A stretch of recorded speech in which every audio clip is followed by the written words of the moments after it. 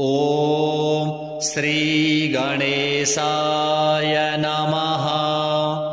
अथ श्री दीप दुर्गा कवच। श्रीभैरव उवाच। शृणु देवि जगन्मातर्ज्वाला दुर्गां ब्रवीम्यहम्। कवचं मन्त्रगर्भं च त्रैलोक्यविजयाभिधम्। अप्रकाश्यं परं गुह्यं न कस्य कथितं मया। विनामुना न सिद्धिः स्यात् कवचेन महेश्वरी। अवक्तव्यम् अदातव्यं दुष्टाय साधकाय च। निन्दकायान्यशिष्याय न वक्तव्यं कदाचन। श्रीदेव्युवाच। त्रैलोक्यनाथ वद मे बहुधा कथितं मया। स्वयं त्वया प्रसादोऽयं कृतः स्नेहेन मे प्रभो। श्रीभैरव उवाच। प्रभाते चैव मध्याह्ने सायंकालेऽर्धरात्रके कवचं मन्त्रगर्भं च पठनीयं परात्परम्। मधुना मत्स्यमांसादि मोदकेन समर्चयेत्। देवतां परया भक्त्या पठेत् कवचमुत्तमम्। ॐ ह्रीं मे पातु मूर्धानं ज्वाला द्व्यक्षरमात्रिका। ॐ ह्रीं श्रीं मे वतात्फालं त्र्यक्षरी विश्वमात्रिका। ॐ ऐं क्लीं सः ममाव्यात्सा देवी माया भ्रुवौ मम। ॐ अं आं ईं ईं सः पायान् नेत्रा मे विश्वसुन्दरी। ॐ ह्रीं ह्रीं सः पुत्रनासां ॐ कर्णौ च मोहिनी। ह्रीं ह्रीं ह्रीं ह्रीं सः मे बाला पायात् गण्डौ च चक्षुषी। ॐ ऐं औं सदाभ्यान्मे मुखं श्रीभगरूपिणी। अं अः ॐ ह्रीं क्लीं सः पायत् गलं मे भगधारिणी। कङ्खं गङ्घं ॐ ह्रीं सः स्कन्धौ मे त्रिपुरेश्वरी। अं चं छं जं ह्रीं सः वक्षः पायाच्च बैन्दवेश्वरी। झं यं टं ठं सः ऐं क्लीं हूं ममाव्यात्सा भुजान्तरम्।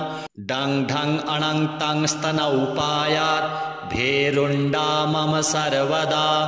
थं दं धं नं कुक्षिं पायान् मं ह्रीं श्रीं पराजया। पं फं पं श्रीं ह्रीं सः पार्श्वं मृडानी पातु मे सदा। भं मं यं रं श्रीं सः लं वं नाभिं मे पातु कन्यकाः। शं शं सं हं सदा पातु गुह्यं मे गुह्यकेश्वरी। वृक्षः पातु सदा लिङ्गं ह्रीं श्रीं लिङ्गनिवासिनी। ऐं क्लीं सः पातु मे मेढ्रं पृष्ठं मे पातु वारुणी। ॐ श्रीं ह्रीं क्लीं हुं हूं पातु उरु मे पात्वमा सदा। ॐ ऐं क्लीं सः यां वात्याली जङ्घे पायात् सदा मम। ॐ श्रीं सः क्लीं सदा पायात् जानुनी कुलसुन्दरी। ॐ श्रीं ह्रीं हुं कुवली च गुल्फौ ऐं श्रीं ममावतु। ॐ श्रीं ह्रीं क्लीं ऐं सः पायात् कुण्ठी क्लीं ह्रीं ह्रौं मे तलम्। ॐ ह्रीं श्रीं पादौ सः पायात् ह्रीं श्रीं क्लीं कुत्सिता मम। ॐ ह्रीं श्रीं कुटिला ह्रीं क्लीं पादपृष्ठं च मे वतु। ॐ श्रीं ह्रीं श्रीं च मे पातु पादस्था अङ्गुलिः सदा। ॐ ह्रीं सः ऐं कुहुमज्जाम् ॐ श्रीं कुन्ती ममावतु। रक्तं कुम्भेश्वरी ऐं क्लीं शुक्लं पायाच्च कूचरी। पातु मेऽङ्गानि सर्वाणि। ॐ ह्रीं श्रीं क्लीं ऐं सौः सदा पादादिमूर्धपर्यन्तं। ह्रीं क्लीं श्रीं कारुणी सदा मूर्धादिपादपर्यन्तं पातु क्लीं श्रीं कृतिर्मम। ऊर्ध्वं मे पातु ब्राह्मीं अधः श्रीं शाम्भवी मम। दुर्गा पातु मे पूर्वे वां वाराही शिवालये। ह्रीं क्लीं हूं श्रीं च मां पातु उत्तरे कुलकामिनी। नारसिंही सौः ऐं ह्रीं क्लीं वायव्ये पातु मां सदा। ॐ श्रीं क्लीं ऐं च कौमारी पश्चिमे पातु मां सदा। ॐ ह्रीं श्रीं निरितौ पातौ मातङ्गी मां शुभङ्करी। ॐ श्रीं ह्रीं क्लीं सदा पातु दक्षिणे भद्रकालिका। ॐ श्रीं ऐं क्लीं सदाग्नेयाम् उग्रतारा तदावतु। ॐ वं दशशिरो रक्षेन् मां ह्रीं दक्षिणकालिका। सर्वकालं सदा पातु ऐं सः त्रिपुरसुन्दरी। मारी भये च दुर्भिक्षे पीडायां योगिनी भये। ॐ ह्रीं श्रीं त्र्यक्षरी पातु देवी ज्वालामुखी मम। इतीदं कवचं पुण्यं त्रिषु लोकेषु दुर्लभं। त्रैलोक्यविजयं नाम मन्त्रगर्भं महेश्वरी। अस्य प्रसादात् ईशोऽहं भैरवाणां जगत्त्रये सृष्टिकर्तापहर्ता च पठनात् अस्य पार्वती। कुङ्कुमेन लिखेद्भूर्जे आसवेन स्वरेतसा। स्तम्भयेत् अखिलान् देवान् मोहयेत् अखिलाः प्रजाः। मारयेत् अखिलान् शत्रून् वशयेदपि देवताः। बाहौ धृत्वा चरेद्युद्धे शत्रून् जित्वा गृहं व्रजेत्। प्रोतेरणे विवादे च कारायां रोगपीडने।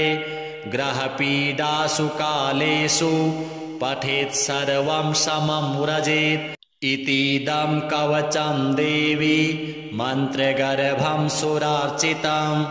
यस्य कस्य न दातव्यं विना शिष्याय पार्वती। मासेनेकेन भवेत् सिद्धिर्देवानां या च दुर्लभा। पठेन मासत्रयं मर्त्यो देवी दर्शनमाप्नुयात्। श्रीदुर्गादेव्यार्पणमस्तु। श्रीभैरव उवाच शृणु देवि जगन्मातर्ज्वाला दुर्गां ब्रवीम्यहं। कवचं मन्त्रगर्भं च त्रैलोक्यविजयाभिधम्। अप्रकाश्यं परं गुह्यं न कस्य कथितं मया। विनामुना न सिद्धिः स्यात् कवचेन महेश्वरी। अवक्तव्यम् अदातव्यं दुष्टाय साधकाय च। निन्दकायान्यशिष्याय न वक्तव्यं कदाचन। श्रीदेव्युवाच त्रैलोक्यनाथ वद मे बहुधा कथितं मया। स्वयं त्वया प्रसादोऽयं कृतः स्नेहेन मे प्रभो। श्रीभैरव उवाच प्रभाते चैव मध्याह्ने सायङ्कालेऽर्धरात्रके कवचं मन्त्रगर्भं च पठनीयं परात्परं। मधुना मत्स्यमांसादि मोदकेन समर्चयेत्। देवतां परया भक्त्या पठेत् कवचमुत्तमम्। ॐ ह्रीं मे पातु मूर्धानं ज्वाला द्व्यक्षरमात्रिका। ॐ ह्रीं श्रीं मे वतात्फालं त्र्यक्षरी विश्वमात्रिका। ॐ ऐं क्लीं सः ममाव्यात्सा देवी माया भ्रुवौ मम। ॐ अं आं ईं ईं सः पायान् नेत्रा मे विश्वसुन्दरी।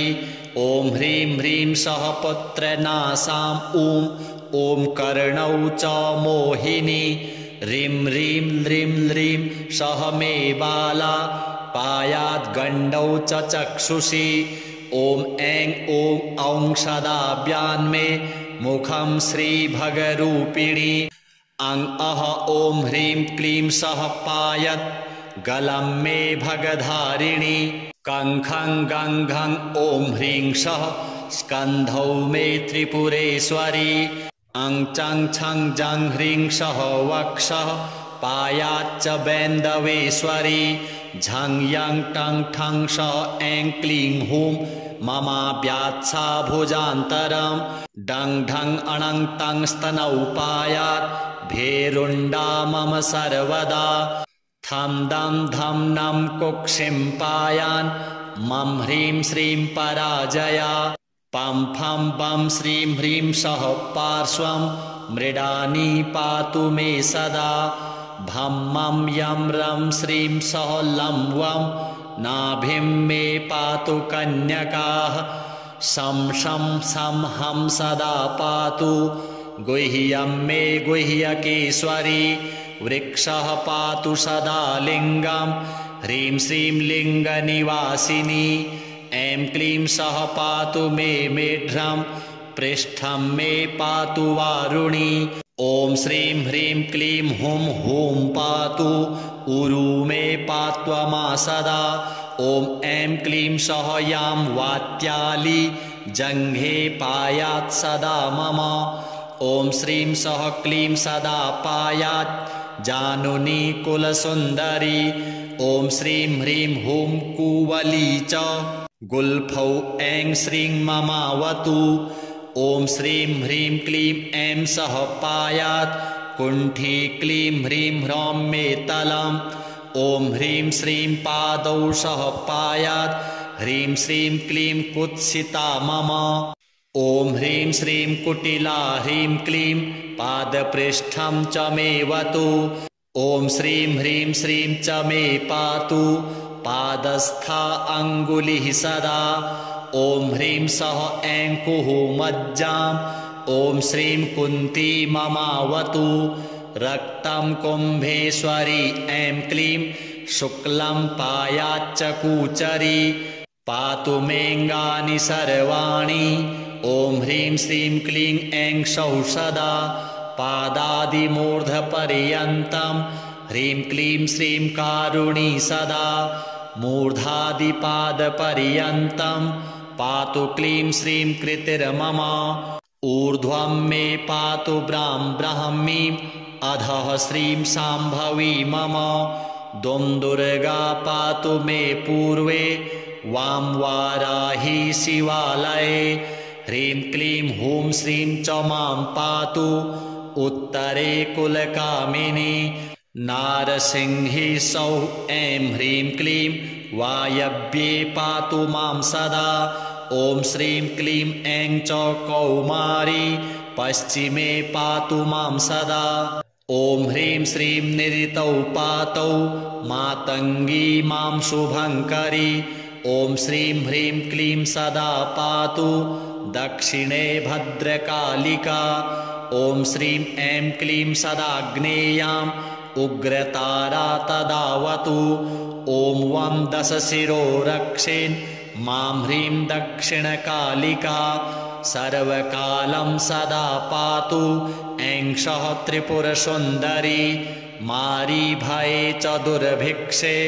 पीडायां योगिनी भये ॐ ह्रीं श्रीं त्र्यक्षरी पातु देवी ज्वालामुखी मम इतीदं कवचं पुण्यं त्रिषु लोकेषु दुर्लभं त्रैलोक्यविजयं नाम मन्त्रगर्भं महेश्वरी अस्य प्रसादात् ईशोऽहं भैरवाणां जगत्त्रये सृष्टिकर्तापहर्ता च पठनात् अस्य पार्वती कुङ्कुमेन लिखेद्भूर्जे आसवेन स्वरेतसा स्तम्भयेद् अखिलान् देवान् मोहयेद् अखिलाः प्रजाः मारयेद् अखिलान् शत्रून् वशयेदपि देवताः बाहौ धृत्वा चरेद्युद्धे शत्रून् जित्वा गृहं व्रजेत् प्रोतेरणे विवादे च कारायां रोगपीडने ग्रहपीडासु कालेषु पठेत् सर्वं समं व्रजेत् इतीदं कवचं देवी मन्त्रगर्भं सुरार्चितं यस्य कस्य न दातव्यं विना शिष्याय पार्वती मासेनेकेन भवेत् सिद्धिर्देवानां या च दुर्लभा पठेन मासत्रयं मर्त्यो देवी दर्शनमाप्नुयात् श्रीदुर्गादेव्यार्पणमस्तु। श्रीभैरव उवाच शृणु देवि जगन्मातर्ज्वाला दुर्गां ब्रवीम्यहं कवचं मन्त्रगर्भं च त्रैलोक्यविजयाभिधम् अप्रकाश्यं परं गुह्यं न कस्य कथितं मया विनामुना न सिद्धिः स्यात् कवचेन महेश्वरी अवक्तव्यम् अदातव्यं दुष्टाय साधकाय च निन्दकायान्यशिष्याय न वक्तव्यं कदाचन।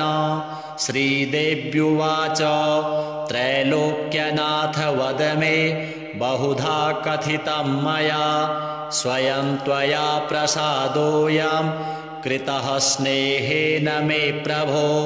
श्रीभैरव उवाच प्रभाते चैव मध्याह्ने सायंकालेऽर्धरात्रके कवचं मन्त्रगर्भं च पठनीयं परात्परं मधुना मत्स्यमांसादि मोदकेन समर्चयेत् देवतां परया भक्त्या पठेत् कवचमुत्तमम्। ॐ ह्रीं मे पातु मूर्धानं ज्वाला द्व्यक्षरमात्रिका ॐ ह्रीं श्रीं मे वतात्फालं त्र्यक्षरी विश्वमात्रिका ॐ ऐं क्लीं सः ममाव्यात्सा देवी माया भ्रुवौ मम ॐ अं आं ईं ईं सः पायान् नेत्रा मे विश्वसुन्दरी ॐ ह्रीं ह्रीं सः पुत्रनासां ॐ कर्णौ च मोहिनी ह्रीं ह्रीं ह्रीं ह्रीं सः मे बाला पायात् गण्डौ च चक्षुषी ॐ ऐं ॐ सदाभ्यान्मे मुखं श्रीभगरूपिणी अं अह ॐ ह्रीं क्लीं सः पायत् गलं मे भगधारिणी कङ्खं गङ्घं ॐ ह्रीं सः स्कन्धौ मे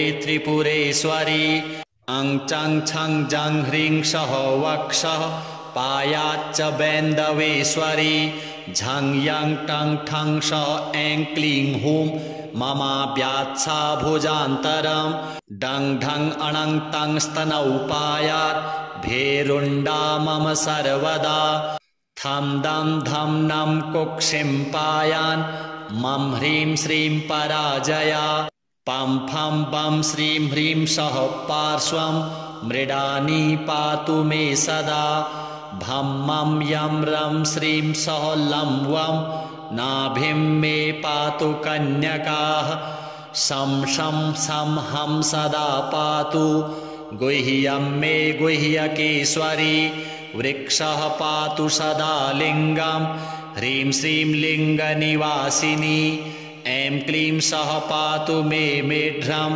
पृष्ठं मे पातु वारुणी ॐ श्रीं ह्रीं क्लीं हुं हूं पातु उरु मे पात्वमा सदा ॐ ऐं क्लीं सः यां वात्याली जङ्घे पायात् सदा मम ॐ श्रीं सः क्लीं सदा पायात् जानुनी कुलसुन्दरी ॐ श्रीं ह्रीं हुं कुवली च गुल्फौ ऐं श्रीं ममावतु ॐ श्रीं ह्रीं क्लीं ऐं सः पायात् कुण्ठी क्लीं ह्रीं ह्रौं मे तलम् ॐ ह्रीं श्रीं पादौ सः पायात् ह्रीं श्रीं क्लीं कुत्सिता मम ॐ ह्रीं श्रीं कुटिला ह्रीं क्लीं पादपृष्ठं च मे वतु ॐ श्रीं ह्रीं श्रीं च मे पातु पादस्था अङ्गुलिः सदा। ॐ ह्रीं सः ऐं कुः मज्जाम्। ॐ श्रीं कुन्ती ममावतु। रक्तं कुम्भेश्वरी ऐं क्लीं शुक्लं पायाच्च कूचरी। पातु मेऽङ्गानि सर्वाणि। ॐ ह्रीं श्रीं क्लीं ऐं सौः सदा। पादादिमूर्धपर्यन्तं ह्रीं क्लीं श्रीं कारुणी सदा। मूर्धादिपादपर्यन्तं पातु क्लीं श्रीं कृतिर्मम। ऊर्ध्वं मे पातु ब्राह्मीं अधः श्रीं शाम्भवी मम। दुर्गा पातु मे पूर्वे वां वाराही शिवालये। ह्रीं क्लीं हूं श्रीं च मां पातु उत्तरे कुलकामिनी। नारसिंही सौः ऐं ह्रीं क्लीं वायव्ये पातु मां सदा। ॐ श्रीं क्लीं ऐं च कौमारी पश्चिमे पातु मां सदा। ॐ ह्रीं श्रीं निरितौ पातौ मातङ्गी मां शुभङ्करी। ॐ श्रीं ह्रीं क्लीं सदा पातु दक्षिणे भद्रकालिका। ॐ श्रीं ऐं क्लीं सदाग्नेयाम् उग्रतारा तदावतु। ॐ वं दशशिरो रक्षेन् मां ह्रीं दक्षिणकालिका। सर्वकालं सदा पातु ऐं सः त्रिपुरसुन्दरी। मारीभये च दुर्भिक्षे पीडायां योगिनी भये। ॐ ह्रीं श्रीं त्र्यक्षरी पातु देवी ज्वालामुखी मम। इतीदं कवचं पुण्यं त्रिषु लोकेषु दुर्लभं। त्रैलोक्यविजयं नाम मन्त्रगर्भं महेश्वरी। अस्य प्रसादात् ईशोऽहं भैरवाणां जगत्त्रये सृष्टिकर्तापहर्ता च पठनात् अस्य पार्वती। कुङ्कुमेन लिखेद्भूर्जे आसवेन स्वरेतसा। स्तम्भयेद् अखिलान् देवान् मोहयेद् अखिलाः प्रजाः। मारयेद् अखिलान् शत्रून् वशयेदपि देवताः। बाहौ धृत्वा चरेद्युद्धे शत्रून् जित्वा गृहं व्रजेत्। प्रोतेरणे विवादे च कारायां रोगपीडने। ग्रहपीडासु कालेषु पठेत् सर्वं समं व्रजेत्। इतीदं कवचं देवी मन्त्रगर्भं सुरार्चितं। यस्य कस्य न दातव्यं विना शिष्याय पार्वती। मासेनेकेन भवेत् सिद्धिर्देवानां या च दुर्लभा। पठेन मासत्रयं मर्त्यो देवी दर्शनमाप्नुयात्। श्रीदुर्गादेव्यार्पणमस्तु। श्रीभैरव उवाच शृणु देवि जगन्मातर्ज्वाला दुर्गां ब्रवीम्यहं। कवचं मन्त्रगर्भं च त्रैलोक्यविजयाभिधम्। अप्रकाश्यं परं गुह्यं न कस्य कथितं मया। विनामुना न सिद्धिः स्यात् कवचेन महेश्वरी। अवक्तव्यम् अदातव्यं दुष्टाय साधकाय च। निन्दकायान्यशिष्याय न वक्तव्यं कदाचन। श्रीदेव्युवाच त्रैलोक्यनाथ वद मे बहुधा कथितं मया। स्वयं त्वया प्रसादोऽयं कृतः स्नेहेन मे प्रभो। श्रीभैरव उवाच प्रभाते चैव मध्याह्ने सायङ्कालेऽर्धरात्रके कवचं मन्त्रगर्भं च पठनीयं परात्परं। मधुना मत्स्यमांसादि मोदकेन समर्चयेत्। देवतां परया भक्त्या पठेत् कवचमुत्तमम्। ॐ ह्रीं मे पातु मूर्धानं ज्वालाद्वक्षरमात्रिका ॐ ह्रीं श्रीं मेवतात्फालं त्र्यक्षरी विश्वमात्रिका ॐ ऐं क्लीं सः ममाव्यात्सा देवी माया भ्रुवौ मम ॐ अं आं ईं ईं सः पायान् नेत्रा मे विश्वसुन्दरी ॐ ह्रीं ह्रीं सः पुत्रनासां ॐ कर्णौ च मोहिनी ह्रीं ह्रीं ह्रीं ह्रीं सः मे बाला पायाद्गण्डौ च चक्षुषी ॐ ऐं ॐ सदाभ्यान्मे मुखं श्रीभगरूपिणी अं अह ॐ ह्रीं क्लीं सः पायत् गलं मे भगधारिणी कङ्खं गङ्घं ॐ ह्रीं सः स्कन्धौ मे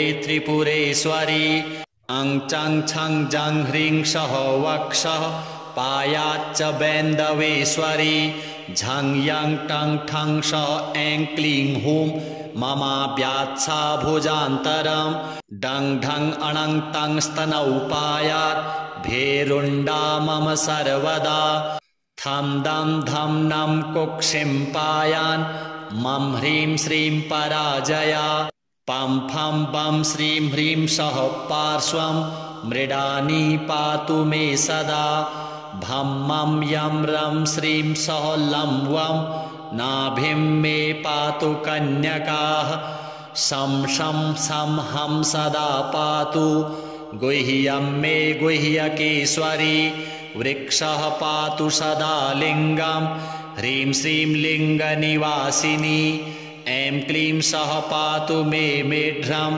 पृष्ठं मे पातु वारुणी ॐ श्रीं ह्रीं क्लीं हुं हूं पातु उरु मे पात्वमा सदा ॐ ऐं क्लीं सः यां वात्याली जङ्घे पायात् सदा मम ॐ श्रीं सः क्लीं सदा पायात् जानुनी कुलसुन्दरी ॐ श्रीं ह्रीं हुं कुवली च गुल्फौ ऐं श्रीं ममावतु ॐ श्रीं ह्रीं क्लीं ऐं सः पायात् कुण्ठी क्लीं ह्रीं ह्रौं मे तलम् ॐ ह्रीं श्रीं पादौ सः पायात् ह्रीं श्रीं क्लीं कुत्सिता मम ॐ ह्रीं श्रीं कुटिला ह्रीं क्लीं पादपृष्ठं च मे वतु ॐ श्रीं ह्रीं श्रीं च मे पातु पादस्था अङ्गुलिः सदा ॐ ह्रीं सः ऐं कुः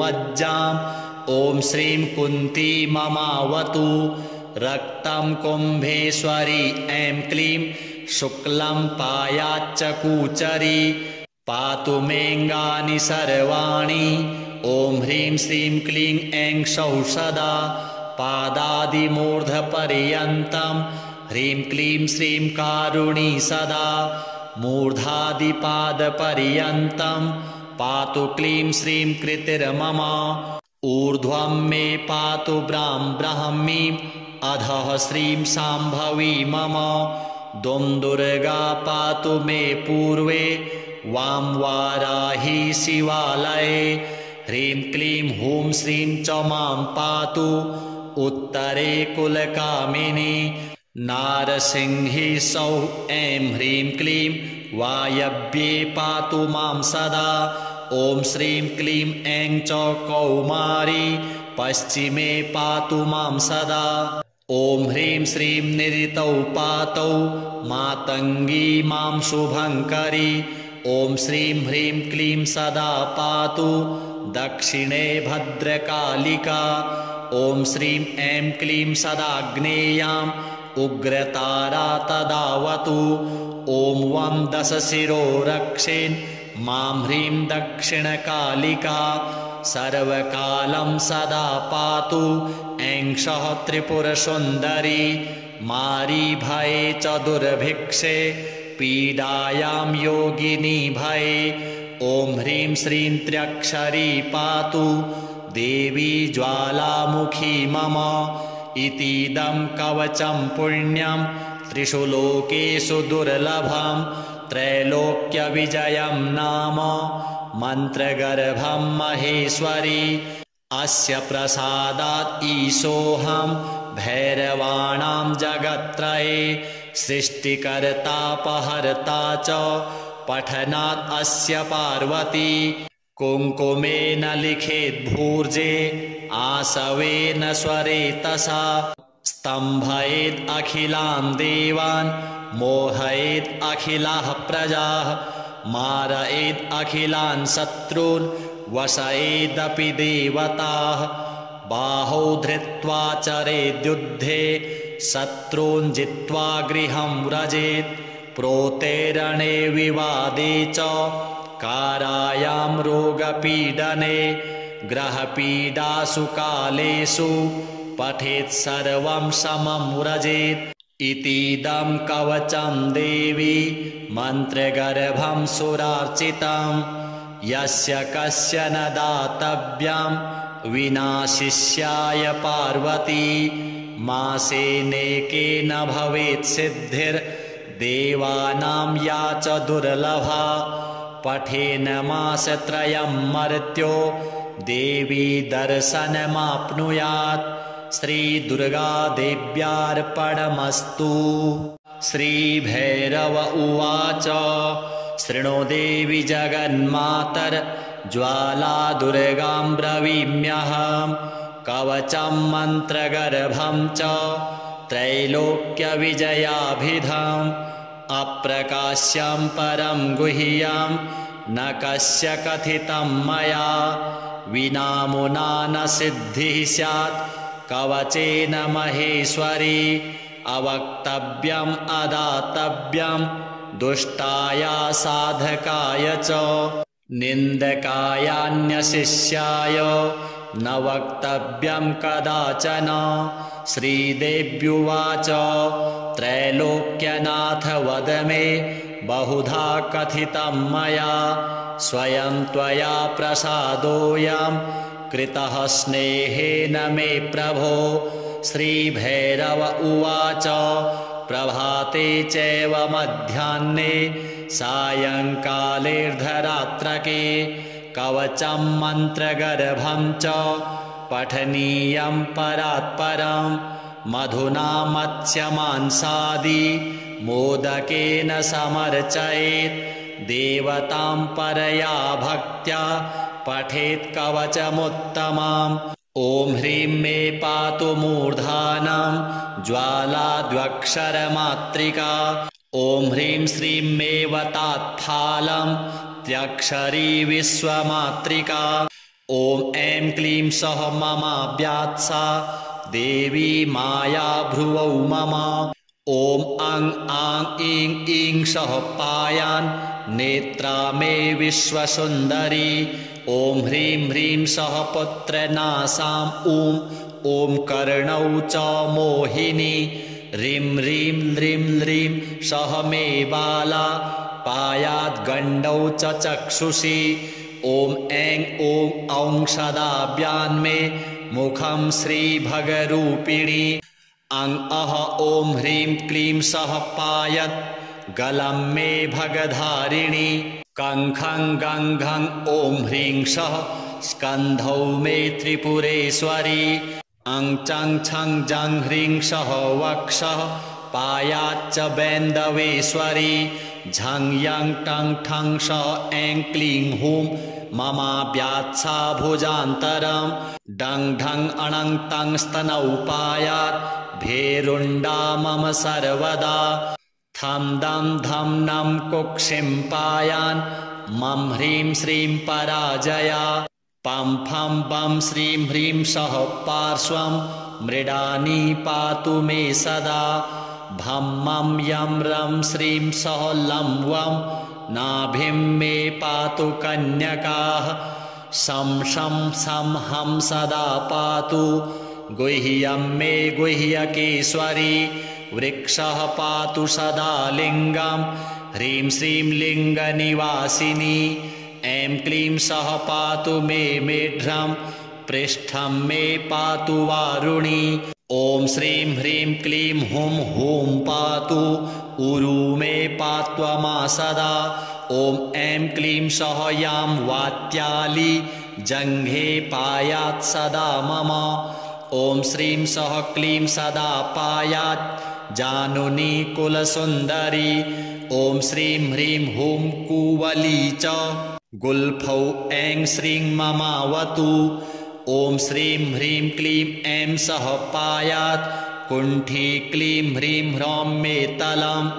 ॐ ह्रीं श्रीं पादौ सः पायात् ह्रीं श्रीं क्लीं कुत्सिता मम। ॐ ह्रीं श्रीं कुटिला ह्रीं क्लीं पादपृष्ठं च मेऽवतु। ॐ श्रीं ह्रीं श्रीं च मे पातु पादस्था अङ्गुलिः सदा। ॐ ह्रीं सः ऐं कुः मज्जाम्। ॐ श्रीं कुन्ती ममावतु। रक्तं कुम्भेश्वरी ऐं क्लीं शुक्लं पायाच्च कूचरी पातु मेऽङ्गानि सर्वाणि। ॐ ह्रीं श्रीं क्लीं ऐं सौः सदा पादादिमूर्धपर्यन्तं। ह्रीं क्लीं श्रीं कारुणी सदा मूर्धादिपादपर्यन्तं पातु क्लीं श्रीं कृतिर्मम। ऊर्ध्वं मे पातु ब्राह्मीं अधः श्रीं शाम्भवी मम। दुर्गा पातु मे पूर्वे वां वाराही शिवालये। ह्रीं क्लीं हूं श्रीं च मां पातु उत्तरे कुलकामिनी नारसिंही सौः ऐं ह्रीं क्लीं वायव्ये पातु मां सदा। ॐ श्रीं क्लीं ऐं च कौमारी पश्चिमे पातु मां सदा। ॐ ह्रीं श्रीं निरितौ पातौ मातङ्गी मां शुभङ्करी। ॐ श्रीं ह्रीं क्लीं सदा पातु दक्षिणे भद्रकालिका। ॐ श्रीं ऐं क्लीं सदाग्नेयाम् उग्रतारा तदावतु। ॐ वं दशशिरो रक्षेन् मां ह्रीं दक्षिणकालिका सर्वकालं सदा पातु ऐं सः त्रिपुरसुन्दरी। मारी भये च दुर्भिक्षे पीडायां योगिनी भये। ॐ ह्रीं श्रीं त्र्यक्षरी पातु देवी ज्वालामुखी मम। इतीदं कवचं पुण्यं त्रिषु लोकेषु दुर्लभं त्रैलोक्यविजयं नाम मन्त्रगर्भं महेश्वरी। अस्य प्रसादात् ईशोऽहं भैरवाणां जगत्त्रये सृष्टिकर्तापहर्ता च पठनात् अस्य पार्वती। कुङ्कुमेन लिखेद्भूर्जे आसवेन स्वरेतसा स्तम्भयेद् अखिलान् देवान् मोहयेद् अखिलाः प्रजाः मारयेद् अखिलान् शत्रून् वशयेदपि देवताः। बाहौ धृत्वा चरेद्युद्धे शत्रून् जित्वा गृहं व्रजेत्। प्रोतेरणे विवादे च कारायां रोगपीडने ग्रहपीडासु कालेषु पठेत् सर्वं समं व्रजेत्।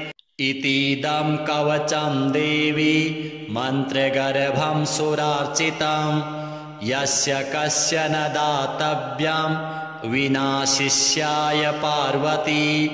मासेनेकेन भवेत् सिद्धिर्देवानां या च दुर्लभा पठेन मासत्रयं मर्त्यो देवी दर्शनमाप्नुयात्। श्रीदुर्गादेव्यार्पणमस्तु।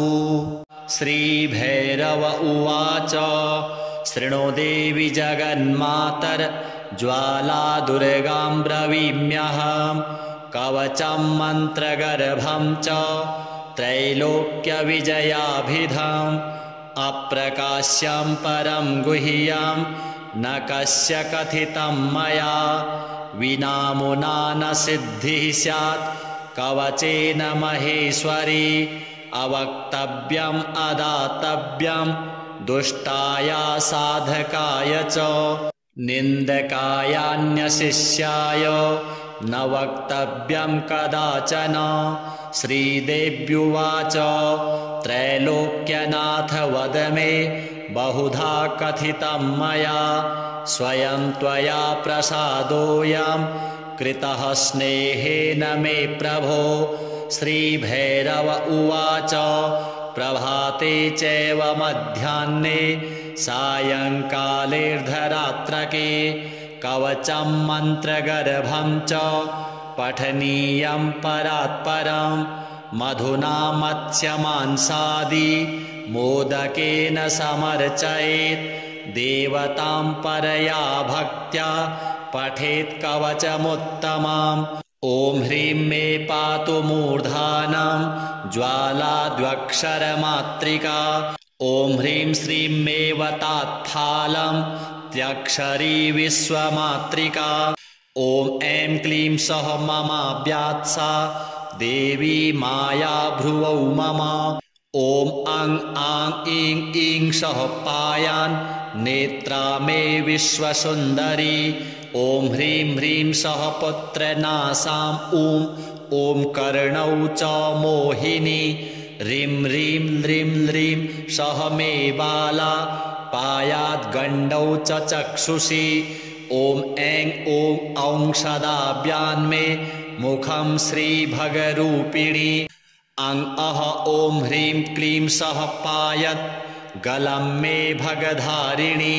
कं खं गं घं ॐ ह्रीं सौः स्कन्धौ मे त्रिपुरेश्वरी। अं चं छं जं ह्रीं सौः वक्षः पायाच्च बैन्दवेश्वरी। झं यं टं ठं सौः ऐं क्लीं हूं ममाव्यात्सा भुजान्तरम्। डं ढं अणं तं स्तनौ पायात् भेरुण्डा मम सर्वदा। थं दं धं नं कुक्षिं पायान् मं ह्रीं श्रीं पराजया। पं फं बं श्रीं ह्रीं सौः पार्श्वं मृडानी पातु मे सदा। भं मं यं रं श्रीं सौः लं वं नाभिं मे पातु कन्यकाः। शं शं सं हं सदा पातु गुह्यं मे गुह्यकेश्वरी। वृक्षः पातु सदा लिङ्गं ह्रीं श्रीं लिङ्गनिवासिनी। ऐं क्लीं सौः पातु मे मेढ्रं पृष्ठं मे पातु वारुणी। ॐ श्रीं ह्रीं क्लीं हूं पातु उरु मे पात्वमा सदा। ॐ ऐं क्लीं सौः यां वात्याली जङ्घे पायात् सदा मम। ॐ श्रीं सौः क्लीं सदा पायात् जानुनी कुलसुन्दरी। ॐ श्रीं ह्रीं हूं कुवली च गुल्फौ ऐं श्रीं ममावतु। ॐ श्रीं ह्रीं क्लीं ऐं सौः पायात् कुण्ठी क्लीं ह्रीं ह्रौं मे तलम्। ॐ ह्रीं श्रीं पादौ सौः पायात् ह्रीं श्रीं क्लीं कुत्सिता मम। ॐ ह्रीं श्रीं कुटिला ह्रीं क्लीं पादपृष्ठं च मे वतु। ॐ श्रीं ह्रीं श्रीं च मे पातु पादस्था अङ्गुलिः सदा। ॐ ह्रीं सौः ऐं कुहूमज्जाम् ॐ श्रीं कुन्ती ममावतु। रक्तं कुम्भेश्वरी ऐं क्लीं शुक्लं पायाच्च कूचरी। पातु मेऽङ्गानि सर्वाणि ॐ ह्रीं श्रीं क्लीं ऐं सौः सदा। पादादिमूर्धपर्यन्तं ह्रीं क्लीं श्रीं कारुणी सदा। मूर्धादिपादपर्यन्तं पातु क्लीं श्रीं कृतिर्मम। ऊर्ध्वं मे पातु ब्राह्मीं अधः श्रीं शाम्भवी मम। दुर्गा पातु मे पूर्वे वां वाराही शिवालये। ह्रीं क्लीं हूं श्रीं च मां पातु उत्तरे कुलकामिनी। नारसिंही सौः ऐं ह्रीं क्लीं वायव्ये पातु मां सदा। ॐ श्रीं क्लीं ऐं च कौमारी पश्चिमे पातु मां सदा। ॐ ह्रीं श्रीं निरितौ पातौ मातङ्गी मां शुभङ्करी। ॐ श्रीं ह्रीं क्लीं सदा पातु दक्षिणे भद्रकालिका। ॐ श्रीं ऐं क्लीं सदाग्नेयाम् उग्रतारा तदावतु। ॐ वं दशशिरो रक्षेन् मां ह्रीं दक्षिणकालिका। सर्वकालं सदा पातु ऐंषः त्रिपुरसुन्दरी मारी भये च दुर्भिक्षे पीडायां योगिनी भये ॐ ह्रीं श्रीं त्र्यक्षरी पातु देवी ज्वालामुखी मम इतीदं कवचं पुण्यं त्रिषु लोकेषु दुर्लभं त्रैलोक्यविजयं नाम मन्त्रगर्भं महेश्वरी अस्य प्रसादात् ईशोऽहं भैरवाणां जगत्त्रये सृष्टिकर्तापहर्ता च पठनात् अस्य पार्वती कुङ्कुमेन लिखेद्भूर्जे आसवेन स्वरेतसा स्तम्भयेद् अखिलान् देवान् मोहयेद् अखिलाः प्रजाः मारयेद् अखिलान् शत्रून् वशयेदपि देवताः बाहौ धृत्वा चरेद्युद्धे शत्रून् जित्वा गृहं व्रजेत् प्रोतेरणे विवादे च कारायां रोगपीडने ग्रहपीडासु कालेषु पठेत् सर्वं समं व्रजेत् इतीदं कवचं देवी मन्त्रगर्भं सुरार्चितं यस्य कस्य न दातव्यं विना शिष्याय पार्वती मासेनेकेन भवेत् सिद्धिर्देवानां या च दुर्लभा पठेन मासत्रयं मर्त्यो देवी दर्शनमाप्नुयात् श्रीदुर्गादेव्यार्पणमस्तु। श्रीभैरव उवाच शृणु देवि जगन्मातर्ज्वाला दुर्गां ब्रवीम्यहं कवचं मन्त्रगर्भं च त्रैलोक्यविजयाभिधम् अप्रकाश्यं परं गुह्यं न कस्य कथितं मया विनामुना न सिद्धिः स्यात् कवचेन महेश्वरी अवक्तव्यम् अदातव्यं दुष्टाय साधकाय च निन्दकायान्यशिष्याय न वक्तव्यं कदाचन। श्रीदेव्युवाच त्रैलोक्यनाथ वद मे बहुधा कथितं मया स्वयं त्वया प्रसादोऽयं कृतः स्नेहेन मे प्रभो। श्रीभैरव उवाच प्रभाते चैव मध्याह्ने सायंकालेऽर्धरात्रके कवचं मन्त्रगर्भं च पठनीयं परात्परं मधुना मत्स्यमांसादि मोदकेन समर्चयेत् देवतां परया भक्त्या पठेत् कवचमुत्तमम्। ॐ ह्रीं मे पातु मूर्धानं ज्वाला द्व्यक्षरमात्रिका ॐ ह्रीं श्रीं मे वतात्फालं त्र्यक्षरी विश्वमात्रिका ॐ ऐं क्लीं सः ममाव्यात्सा देवी माया भ्रुवौ मम ॐ अं आं ईं ईं सः पायान् नेत्रा मे विश्वसुन्दरी ॐ ह्रीं ह्रीं सः पुत्रनासां ॐ कर्णौ च मोहिनी ह्रीं ह्रीं ह्रीं ह्रीं सः मे बाला पायात् गण्डौ च चक्षुषी ॐ ऐं औं सदाभ्यान्मे मुखं श्रीभगरूपिणी अं अह ॐ ह्रीं क्लीं सः पायत् गलं मे भगधारिणी कङ्खं गङ्घं ॐ ह्रीं सः स्कन्धौ मे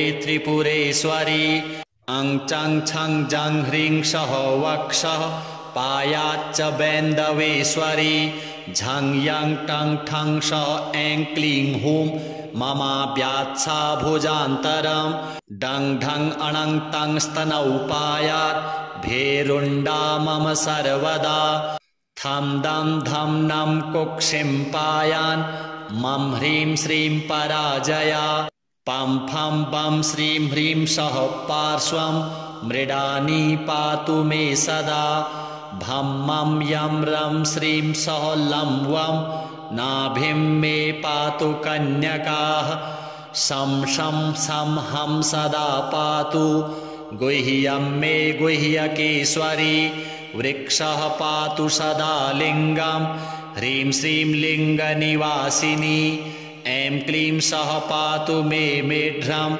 पृष्ठं मे पातु वारुणी ॐ श्रीं ह्रीं क्लीं हुं हूं पातु उरु मे पात्वमा सदा ॐ ऐं क्लीं सः यां वात्याली जङ्घे पायात् सदा मम ॐ श्रीं सः क्लीं सदा पायात् जानुनी कुलसुन्दरी ॐ श्रीं ह्रीं हुं कुवली च गुल्फौ ऐं श्रीं ममावतु ॐ श्रीं ह्रीं क्लीं ऐं सः पायात् कुण्ठी क्लीं ह्रीं ह्रौं मे तलम् ॐ ह्रीं श्रीं पादौ सः पायात् ह्रीं श्रीं क्लीं कुत्सिता मम ॐ ह्रीं श्रीं कुटिला ह्रीं क्लीं पादपृष्ठं च मेवतु ॐ श्रीं ह्रीं श्रीं च मे पातु पादस्था अङ्गुलिः सदा ॐ ह्रीं सः ऐं कुः मज्जाम् ॐ श्रीं कुन्ती ममावतु रक्तं कुम्भेश्वरी ऐं क्लीं शुक्लं पायाच्च कूचरी पातु मेऽङ्गानि सर्वाणि ॐ ह्रीं श्रीं क्लीं ऐं सौः सदा पादादिमूर्धपर्यन्तं ह्रीं क्लीं श्रीं कारुणी सदा मूर्धादिपादपर्यन्तं पातु क्लीं श्रीं कृतिर्मम ऊर्ध्वं मे पातु ब्राह्मीं अधः श्रीं शाम्भवी मम दुर्गा पातु मे पूर्वे वां वाराही शिवालये ह्रीं क्लीं हूं श्रीं च मां पातु उत्तरे कुलकामिनी नारसिंही सौः ऐं ह्रीं क्लीं वायव्ये पातु मां सदा ॐ श्रीं क्लीं ऐं च कौमारी पश्चिमे पातु मां सदा ॐ ह्रीं श्रीं निरितौ पातौ मातङ्गी मां शुभङ्करी ॐ श्रीं ह्रीं क्लीं सदा पातु दक्षिणे भद्रकालिका ॐ श्रीं ऐं क्लीं सदाग्नेयाम् उग्रतारा तदावतु ॐ वं दशशिरो रक्षेन् मां ह्रीं दक्षिणकालिका सर्वकालं सदा पातु ऐं सः त्रिपुरसुन्दरी मारी भये च दुर्भिक्षे पीडायां योगिनी भये ॐ ह्रीं श्रीं त्र्यक्षरी पातु देवी ज्वालामुखी मम इतीदं कवचं पुण्यं त्रिषु लोकेषु दुर्लभं त्रैलोक्यविजयं नाम मन्त्रगर्भं महेश्वरी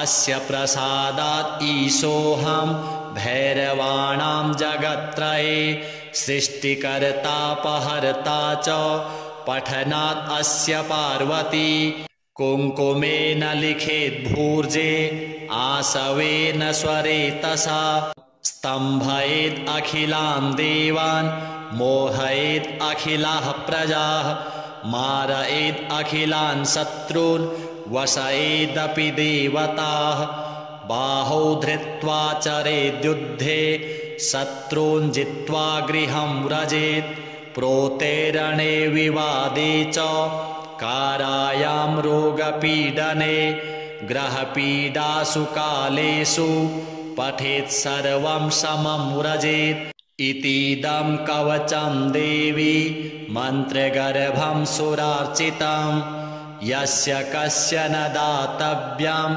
विना शिष्याय पार्वती मासेनेकेन भवेत् सिद्धिर्देवानां या च दुर्लभा पठेन मासत्रयं मर्त्यो देवी दर्शनमाप्नुयात् श्रीदुर्गादेव्यार्पणमस्तु। श्रीभैरव उवाच शृणु देवि जगन्मातर्ज्वाला दुर्गां ब्रवीम्यहं कवचं मन्त्रगर्भं च त्रैलोक्यविजयाभिधम् अप्रकाश्यं परं गुह्यं न कस्य कथितं मया विनामुना न सिद्धिः स्यात् कवचेन महेश्वरी अवक्तव्यम् अदातव्यं दुष्टाय साधकाय च निन्दकायान्यशिष्याय न वक्तव्यं कदाचन।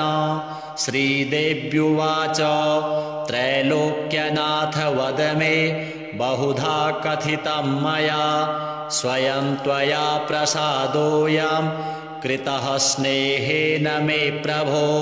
श्रीभैरव उवाच प्रभाते चैव मध्याह्ने सायंकालेऽर्धरात्रके कवचं मन्त्रगर्भं च पठनीयं परात्परं मधुना मत्स्यमांसादि मोदकेन समर्चयेत् देवतां परया भक्त्या पठेत् कवचमुत्तमम्।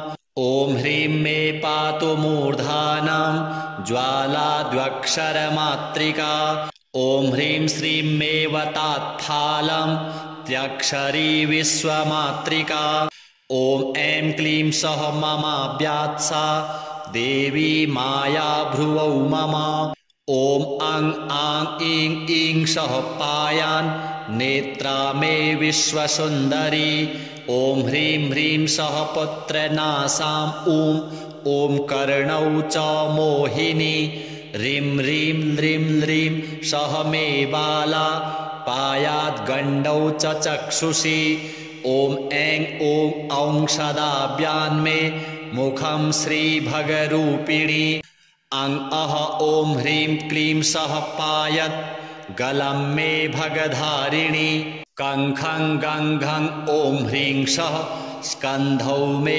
त्रिपुरेश्वरी अं चं छं जं ह्रीं सः वक्षः पायाच्च बैन्दवेश्वरी झं यं टं ठं सः ऐं क्लीं हूं ममाव्यात्सा भुजान्तरं डं ढं अणं तं स्तनौ पायात् भेरुण्डा मम सर्वदा थं दं धं नं कुक्षिं पायान् मं ह्रीं श्रीं पराजया पं फं बं श्रीं ह्रीं सः पार्श्वं मृडानी पातु मे सदा भं मं यं रं श्रीं सः लं वं नाभिं मे पातु कन्यकाः शं शं सं हं सदा पातु गुह्यं मे गुह्यकेश्वरी वृक्षः पातु सदा लिङ्गं ह्रीं श्रीं लिङ्गनिवासिनी ऐं क्लीं सः पातु मे मेढ्रं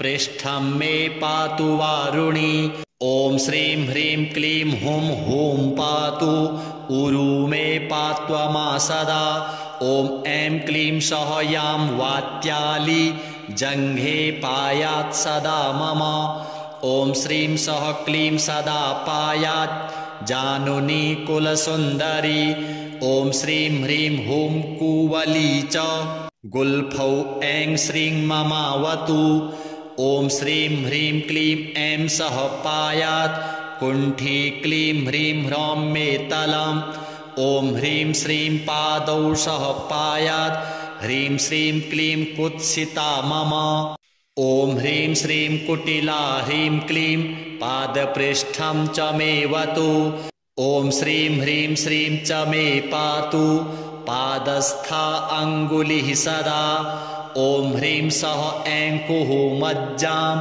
ॐ श्रीं कुन्ती ममावतु रक्तं कुम्भेश्वरी ऐं क्लीं शुक्लं पायाच्च कूचरी पातु मेऽङ्गानि सर्वाणि ॐ ह्रीं श्रीं क्लीं ऐं सौः सदा पादादिमूर्धपर्यन्तं ह्रीं क्लीं श्रीं कारुणी सदा मूर्धादिपादपर्यन्तं पातु क्लीं श्रीं कृतिर्मम ऊर्ध्वं मे पातु ब्राह्मीं अधः श्रीं शाम्भवी मम दुर्गा पातु मे पूर्वे वां वाराही शिवालये ह्रीं क्लीं हूं श्रीं च मां पातु उत्तरे कुलकामिनी नारसिंही सौः ऐं ह्रीं क्लीं वायव्ये पातु मां सदा।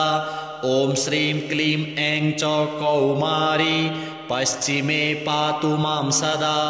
ॐ ह्रीं श्रीं निरितौ पातौ मातङ्गी मां शुभङ्करी। ॐ श्रीं ह्रीं क्लीं सदा पातु दक्षिणे भद्रकालिका। ॐ श्रीं ऐं क्लीं सदाग्नेयाम् उग्रतारा तदावतु। ॐ वं दशशिरो रक्षेन् मां ह्रीं दक्षिणकालिका। सर्वकालं सदा पातु ऐं सः त्रिपुरसुन्दरी। मारीभये च दुर्भिक्षे पीडायां योगिनी भये। ॐ ह्रीं श्रीं त्र्यक्षरी पातु देवी ज्वालामुखी मम। इतीदं कवचं पुण्यं त्रिषु लोकेषु दुर्लभं त्रैलोक्यविजयं नाम मन्त्रगर्भं महेश्वरी। अस्य प्रसादात् ईशोऽहं भैरवाणां जगत्त्रये सृष्टिकर्तापहर्ता च पठनात् अस्य पार्वती। कुङ्कुमेन लिखेद्भूर्जे आसवेन स्वरेतसा। स्तम्भयेद् अखिलान् देवान् मोहयेद् अखिलाः प्रजाः। मारयेद् अखिलान् शत्रून् वशयेदपि देवताः। बाहौ धृत्वा चरेद्युद्धे शत्रून् जित्वा गृहं व्रजेत्। प्रोतेरणे विवादे च कारायां रोगपीडने ग्रहपीडासु कालेषु पठेत् सर्वं समं व्रजेत्। इतीदं कवचं देवी मन्त्रगर्भं सुरार्चितं यस्य कस्य न दातव्यं विना शिष्याय पार्वती। मासेनेकेन भवेत् सिद्धिर्देवानां या च दुर्लभा। पठेन मासत्रयं मर्त्यो देवी दर्शनमाप्नुयात्। श्रीदुर्गादेव्यार्पणमस्तु। श्रीभैरव उवाच शृणु देवि जगन्मातर्ज्वाला दुर्गां ब्रवीम्यहं। कवचं मन्त्रगर्भं च त्रैलोक्यविजयाभिधम्। अप्रकाश्यं परं गुह्यं न कस्य कथितं मया। विनामुना न सिद्धिः स्यात् कवचेन महेश्वरी। अवक्तव्यम् अदातव्यं दुष्टाय साधकाय च निन्दकायान्यशिष्याय न वक्तव्यं कदाचन। श्रीदेव्युवाच त्रैलोक्यनाथ वद मे बहुधा कथितं मया। स्वयं त्वया प्रसादोऽयं कृतः स्नेहेन मे प्रभो। श्रीभैरव उवाच प्रभाते चैव मध्याह्ने सायंकालेऽर्धरात्रके कवचं मन्त्रगर्भं च पठनीयं परात्परं।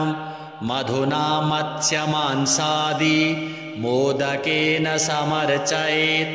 देवतां परया भक्त्या पठेत् कवचमुत्तमम्। ॐ ह्रीं मे पातु मूर्धानं ज्वाला द्व्यक्षरमात्रिका। ॐ ह्रीं श्रीं मे वतात्फालं त्र्यक्षरी विश्वमात्रिका। ॐ ऐं क्लीं सः ममाव्यात्सा देवी माया भ्रुवौ मम। ॐ अं आं ईं ईं सः पायान् नेत्रा मे विश्वसुन्दरी। ॐ ह्रीं ह्रीं सः पुत्रनासां ॐ कर्णौ च मोहिनी। ह्रीं ह्रीं ह्रीं ह्रीं सः मे बाला पायाद् गण्डौ च चक्षुषी। ॐ ऐं औं सदाभ्यान्मे मुखं श्रीभगरूपिणी। अं अह ॐ ह्रीं क्लीं सः पायत् गलं मे भगधारिणी। कङ्खं गङ्घं ॐ ह्रीं सः स्कन्धौ मे त्रिपुरेश्वरी। अं चं छं जं ह्रीं सः वक्षः पायाच्च बैन्दवेश्वरी झं यं टं ठं श ऐं क्लीं हूं ममाव्यात्सा भुजान्तरं डं ढं अणं तं स्तनौ पायात् भेरुण्डा मम सर्वदा थं दं धं नं कुक्षिं पायान् मं ह्रीं श्रीं पराजया पं फं बं श्रीं ह्रीं सः पार्श्वं मृडानी पातु मे सदा भं मं यं रं श्रीं सः लं वं नाभिं मे पातु कन्यकाः शं शं सं हं सदा पातु गुह्यं मे गुह्यकेश्वरी वृक्षः पातु सदा लिङ्गं ह्रीं श्रीं लिङ्गनिवासिनी ऐं क्लीं सः पातु मे मेढ्रं पृष्ठं मे पातु वारुणी ॐ श्रीं ह्रीं क्लीं हुं हूं पातु उरु मे पात्वमा सदा ॐ ऐं क्लीं सः यां वात्याली जङ्घे पायात् सदा मम ॐ श्रीं सः क्लीं सदा पायात् जानुनी कुलसुन्दरी ॐ श्रीं ह्रीं हुं कुवली च गुल्फौ ऐं श्रीं ममावतु ॐ श्रीं ह्रीं क्लीं ऐं सः पायात् कुण्ठी क्लीं ह्रीं ह्रौं मे तलम् ॐ ह्रीं श्रीं पादौ सः पायात् ह्रीं श्रीं क्लीं कुत्सिता मम ॐ ह्रीं श्रीं कुटिला ह्रीं क्लीं पादपृष्ठं च मे वतु ॐ श्रीं ह्रीं श्रीं च मे पातु पादस्था अङ्गुलिः सदा ॐ ह्रीं सः ऐं कुहुमज्जाम् ॐ श्रीं कुन्ती ममावतु रक्तं कुम्भेश्वरी ऐं क्लीं शुक्लं पायाच्च कूचरी पातु मेऽङ्गानि सर्वाणि ॐ ह्रीं श्रीं क्लीं ऐं सौः सदा पादादिमूर्धपर्यन्तं ह्रीं क्लीं श्रीं कारुणी सदा मूर्धादिपादपर्यन्तं पातु क्लीं श्रीं कृतिर्मम ऊर्ध्वं मे पातु ब्राह्मीं अधः श्रीं शाम्भवी मम दुर्गा पातु मे पूर्वे वां वाराही शिवालये ह्रीं क्लीं हूं श्रीं च मां पातु उत्तरे कुलकामिनी नारसिंही सौः ऐं ह्रीं क्लीं वायव्ये पातु मां सदा ॐ श्रीं क्लीं ऐं च कौमारी पश्चिमे पातु मां सदा ॐ ह्रीं श्रीं निरितौ पातौ मातङ्गी मां शुभङ्करी ॐ श्रीं ह्रीं क्लीं सदा पातु दक्षिणे भद्रकालिका ॐ श्रीं ऐं क्लीं सदाग्नेयाम् उग्रतारा तदावतु ॐ वं दशशिरो रक्षेन् मां ह्रीं दक्षिणकालिका सर्वकालं सदा पातु ऐं सः त्रिपुरसुन्दरी मारी भये च दुर्भिक्षे पीडायां योगिनी भये ॐ ह्रीं श्रीं त्र्यक्षरी पातु देवी ज्वालामुखी मम इतीदं कवचं पुण्यं त्रिषु लोकेषु दुर्लभं त्रैलोक्यविजयं नाम मन्त्रगर्भं महेश्वरी अस्य प्रसादात् ईशोऽहं भैरवाणां जगत्त्रये सृष्टिकर्तापहर्ता च पठनात् अस्य पार्वती कुङ्कुमेन लिखेद्भूर्जे आसवेन स्वरेतसा स्तम्भयेद् अखिलान् देवान् मोहयेद् अखिलाः प्रजाः मारयेद् अखिलान् शत्रून् वशयेदपि देवताः बाहौ धृत्वा चरेद्युद्धे शत्रून् जित्वा गृहं व्रजेत् प्रोतेरणे विवादे च कारायां रोगपीडने ग्रहपीडासु कालेषु पठेत् सर्वं समं व्रजेत् इतीदं कवचं देवी मन्त्रगर्भं सुरार्चितं यस्य कस्य न दातव्यं विना शिष्याय पार्वती मासेनेकेन भवेत् सिद्धिर्देवानां या च दुर्लभा पठेन मासत्रयं मर्त्यो देवी दर्शनमाप्नुयात्। श्रीदुर्गादेव्यार्पणमस्तु।